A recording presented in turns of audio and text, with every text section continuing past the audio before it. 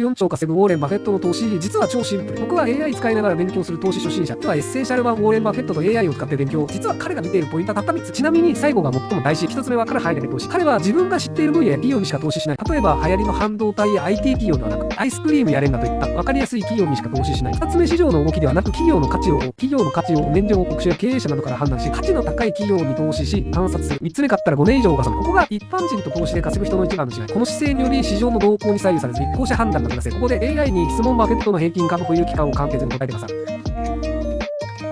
約20年、赤ん坊から大学生な期間と同じ。本に書いてある5年より全然長い。何せ、我々の好きな保有期間は永遠だという言葉を残している。ちなみにより詳しくて簡単な投資基準が本には書かれているので、投資をやる人は読んだらお得。概要欄から本をチェック。この本を機に投資なんて怪しいと思わず、一緒に勉強を始めませんか？このアカウントでは投資初心者の僕が AI を駆使して学んでいます。将来が不安な社会人は絶対にフォローして見逃さないように。